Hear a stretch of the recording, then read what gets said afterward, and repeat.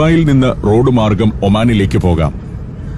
മസ്കറ്റിലേക്ക് ഇവിടെ നിന്നും 5 മണിക്കൂറിന്റെ യാത്രയുണ്ട്. പക്ഷേ നേരിട്ട് അങ്ങനെയങ്ങ് പോവുകയല്ല ഞങ്ങൾ ചെയ്യുന്നത്. ഇടയ്ക്കെല്ലാം നിർത്തി പല പല പട്ടണങ്ങളും ഗ്രാമങ്ങളുമൊക്കെ കണ്ടു വേണം പോകാൻ. രസകരമായ ഒരു യാത്രയായിരിക്കും. ദുബായിലെ ആർക്കിടെക്ചർ രസകരമാണ്. എന്നെ എപ്പോഴും ആകർഷിക്കുന്ന ഒരു സംഗതിയാണത്. ദുബായിലെ കെട്ടിടങ്ങൾക്കെല്ലാം സ്വന്തമായ ഒരു ക്യാരക്ടറുണ്ട്. നല്ല പെർഫെക്ഷനുള്ള പണി. ലോക നിലവാരമുള്ള ആർക്കിടെക്റ്റുകളും എഞ്ചിനീയർമാരും പണിതുകൊണ്ടുകൂടിയാണത്. ഇതിവിടുത്തെ പ്രശസ്തമായ റാഫിൾസ് ഹോട്ടലാണ്. ഒരു ഈജിപ്ഷ്യൻ ശൈലിയിൽ പണിത ഹോട്ടൽ.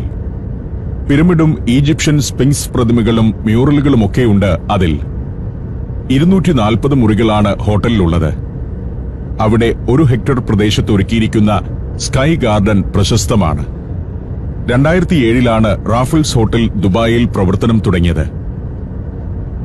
ഷെയ്ഖ് റാഷിദ് റോഡിലൂടെയാണ് ഞങ്ങൾ പോകുന്നത്. അതിന്റെ ഓരത്താണ് റാഫിൾസ് ഹോട്ടൽ.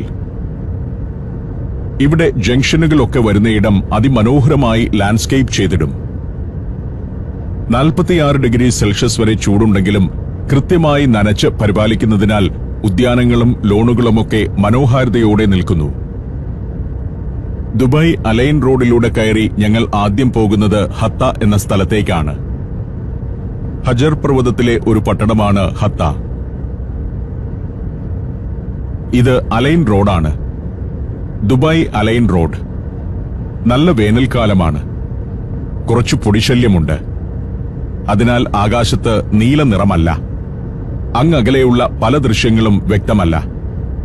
അപ്പാർട്ട്മെന്റുകളും സ്കൈലൈനുകളുമൊക്കെ ഒരു മങ്ങലിലൂടെയാണ് കാണുന്നത്. ഈ കാണുന്ന കെട്ടിട കോംപ്ലക്സിന് ഒരു പ്രത്യേകതയുണ്ട്. ഇത് മലയാളി സംരംഭമാണ്.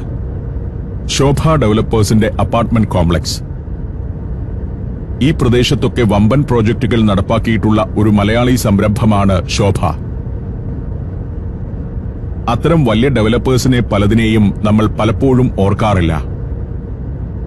ശോഭയുടെ മറ്റൊരു വമ്പൻ പ്രോജക്റ്റാണിത്. ഇന്ത്യക്കാരിൽ ഇവിടെയുള്ള ഏറ്റവും വലിയ ഡെവലപ്പർ ശോഭയാണെന്നാണ് എനിക്ക് തോന്നുന്നത്.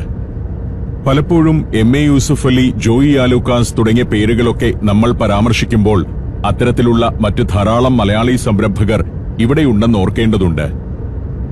ഒമാൻ കേന്ദ്രീകരിച്ച് വലിയൊരു ബിസിനസ് സാമ്രാജ്യം പടുത്തുയർത്തിയ ആളാണ് ശോഭ ഡെവലപ്പേഴ്സിന്റെ സ്ഥാപകനായ PNC മേനോൻ. അവിടം പിന്നിട്ട് ഇപ്പോൾ എത്തിയിരിക്കുന്നത് ഇന്റർനാഷണൽ സിറ്റിക്ക് സമീപമുള്ള ഡ്രാഗൺ മാർട്ട് എന്ന വമ്പൻ ഒരു മാർക്കറ്റിനടുത്തേക്കാണ്. നേരം രാവിലെ 6:30 ആയിട്ടേ ഉള്ളൂ എന്നതിനാൽ മാർക്കറ്റ് തുറന്നിട്ടില്ല. ചൈനീസ് പ്രോഡക്റ്റുകളുടെ വമ്പൻ ഒരു മാർക്കറ്റാണ് ഡ്രാഗൺ മാർട്ട്. എന്തും ഏതും കിട്ടും. ഒമാനിൽ നിന്ന് വരെ ആളുകൾ സാധനങ്ങൾ വാങ്ങാൻ അവിടെ വരാറുണ്ട്. മലയാളികളുടെ ഒരു ഷോപ്പിംഗ് കേന്ദ്രമാണത്. ഫർണിച്ചറുകൾ, വീടലങ്കരിക്കാനുള്ള വസ്തുക്കൾ, പെയിന്റിങ്ങുകൾ, നിത്യോപയോഗ സാധനങ്ങൾ, ഇലക്ട്രോണിക് ഐറ്റംസ് തുടങ്ങി സർവ്വതും കിട്ടുന്ന ഒരിടമാണ് ഡ്രാഗൺ മാർട്ട്. 100 കണക്കിന് ഷോപ്പുകളുണ്ട് അവിടെ. ഇന്റർനാഷണൽ സിറ്റിയുടെ സമീപത്ത് തന്നെയാണ് ഡ്രാഗൺ മാർട്ട്. സഞ്ചാരത്തിൽ പണ്ട് വിശദമായി കാണിച്ചിട്ടുള്ളതാണ് ഇന്റർനാഷണൽ സിറ്റി. ഓരോ രാജ്യത്തിന്റെയും തീമിലുള്ള ചെറുനഗരങ്ങൾ രൂപപ്പെടുത്തിയിരിക്കുകയാണ് ഇന്റർനാഷണൽ സിറ്റിയിൽ. അവിടം പിന്നിട്ടു പോകുമ്പോൾ റോഡിനു കുറുകെ തലയ്ക്ക് മുകളിൽ ഒരു പാലം കാണാം. UAEയിലെ റെയിൽവേ നെറ്റ്വർക്കായ എത്തിഹാദ് റെയിലിന്റെ ഒരു ലൈനാണ് അതിൽ. ദുബായിയെയും അബുദാബിയെയും വെറും 30 മിനിറ്റ് കൊണ്ട് ബന്ധിപ്പിക്കുന്ന ഹൈസ്പീഡ് ട്രെയിനുകൾ 2030-ൽ എത്തിഹാദ് റെയിൽ അവതരിപ്പിക്കാനിരിക്കുകയാണ്.